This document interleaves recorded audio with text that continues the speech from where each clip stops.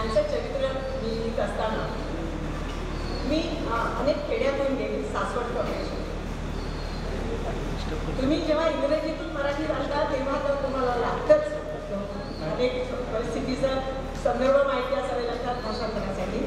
परंतु मराठी भाषेत सुद्धा इतर बोलीतून समजून घेताना तुम्हाला संकेत कसे माहिती असावे लागतात, शब्द माहिती असावे लागतात. आता तुम्ही जर दुष्काळात 13वा महिना म्हटलं तर तो इंग्रजीत ट्रान्सलेट करताना कसा करता? 13 month of the year असं काय त्याच्या मागचे संदर्भ? तर त्याच्यासाठी जो कोण ट्रान्सलेटर असेल त्याला ते माहिती असं लागतं. मला आठवतंय एका अगदीची छोट्याशा घरात मी गेले होते. ती तिथे पडलेली झाडू मी मूठ खाली करून अशी भिंतीला लावतो. त्या आजीबाई म्हणाल्या, लक्ष्मीला असं उलटं नसतं ठेवायचं. मला कळलंच नाही लक्ष्मीला उलटं ठेवायचं म्हणजे लक्ष्मीला उलटी ठेवलीस तू असं त्या म्हणतात. झाडूला त्या लक्ष्मी म्हणतो आणि झाडू त्यांचं म्हणणं मूठ वरतीच पाहिजे.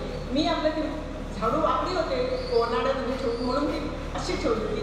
तिने सांगितलं नाही तिचं डोकं वर पाहिजे. आता खेड्यात त्या बाई त्या झाडूला लक्ष्मी म्हणत होती. याचं मराठी ट्रान्सलेशन करताना सुद्धा मला लक्षात घ्यायला पाहिजे की लक्ष्मी हा सुद्धा असा झाडूसाठी वापरलेला शब्द आहे. एका शेतकऱ्याशी बोलताना मी कसं तुम्ही केलं, कसं पाणी साचवलं, कसं हे केलं, स्वतःचा विकास असं विचारलं. त्यांनी झेरनॉफ केलं आणि झेरनॉफ केलं असं कोणती नाही. मी तो शब्द लिहून ठेवला कारण झेरनॉफ म्हणजे काय मला विचारलं. झिरो रन ऑफ, शून्य म्हणून ज्याचं त्यांनी केलं होतं झेरनॉफ. आम्ही झेरनॉफ केलं आणि थेंब पण पाणी वाया जाऊ देतो नवीन झालेलं. आणखी मजेशीर शब्द आहे. आमच्याकडे यशवंतराव चव्हाणाने जंक्शन फंक्शन करून टाकलं. फंक्शन समजलं, जंक्शन हे त्यांनी त्याची युद्धकालीन परिस्थिती त्यांना समजत नाही. वार टाईमला म्हटलं की त्यांना तर हे जे असतं हे मराठीतून समजून घ्यावं लागतं. शरद पवारांचं वर्णन त्यांनी लई पावरबाज माणूस. आता पावरबाज हा एक नवीन झालेला शब्द लक्षात द्यावा. एक वसई कॉलेजच्या विद्यार्थ्यांना कदाचित दिले असतील तर तोच मी उदाहरण सांगते. याच संबंधात मी ह्या व्याख्यानासाठी जयसिंगपूरच्या पलीकडच्या बॉर्डरवरच्या गावात गेले होते. तिथे कानडी आणि मराठी भाषेचं ज्यांनी मला नेलं होतं त्यांचं तिथे मूळ घर होतं. तिथे त्यांची वृद्ध आई होती. माझ्या आईच्या हातची भाकरी खाऊन जा म्हणून त्याने आग्रह आणला. मी गेले त्या म्हाताऱ्या बाईची भाकरी या जरा बसा शिस्तीनं आता जेव्हा जेवण झाल्यावर म्हणाले आता शिस्तीनं जरा विश्रांती घ्या. विश्रांती म्हणजे त्यावेळेला शिस्तीनं 2 दिवस राहायला. आता शिस्त म्हणून जो तुम्ही डिसिप्लिन फक्त शब्द घेणार असाल तर ही डिसिप्लिन तुम्ही माझ्याशी कशी जोडली? निवांतपणे या, शांतपणे या, सावकाश जेवा, या सगळ्यासाठी त्या बाईकडे एकच शब्द होता शिस्त. तेव्हा हे तुम्ही जेव्हा अनुवाद करता मराठीतून मराठी इंट्रा कल्चरचे भाषे तेव्हा तुम्हाला ही भाषा लक्षात घ्यावी लागते. म्हणून म्हटलं की अनुवादक हा किणता सुद्धा त्याला लोकांनी मिसळलं पाहिजे. लोकांची भाषा त्याला माहिती पाहिजे. त्याच्या मागचे तुम्हाला संकेत माहिती पाहिजे. मी त्याला पुसलं काय अर्थ काढा तुम्ही? पुसलं म्हणजे वाईट केलं, पुसलं म्हणजे विचारलं. पुसणं याला दोन अर्थ.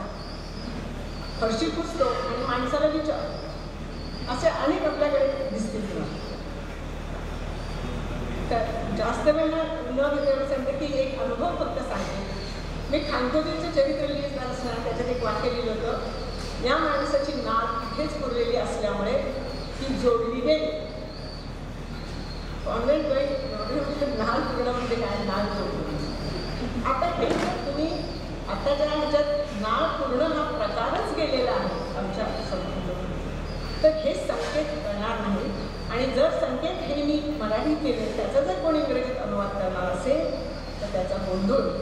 त्यामुळे अनुवाद हा जेव्हा तुम्ही म्हणता कशासाठी तर शब्दाला शब्द ठेवणं म्हणजे अनुवाद नाही. त्याच्या मागचे अर्थ, त्याच्या मागचे संकेत, त्याच्या मागचे संदर्भ भाव हे सगळे समजून घेण्यासाठी दोन्ही म्हणजे जी लक्ष्यभाषा आहे ती ज्याच्यात करायची आहे ती आणि जी पुस्तक भाषा आहे ती दोन्हीतले शब्द आणि भाषा हे मागं माहीत असले पाहिजे.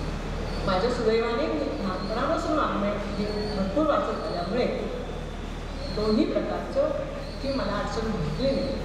कदाचित पंडितांचा मला हे बोलवलं मागचा उद्देश हाच असावा की अनुभवाचे बोल मी काहीतरी ती सांगणार आहे की मी माझ्या पद्धतीने सांगण्याचे प्रयत्न केले आणि तुम्ही ऐकून घेतले. धन्यवाद.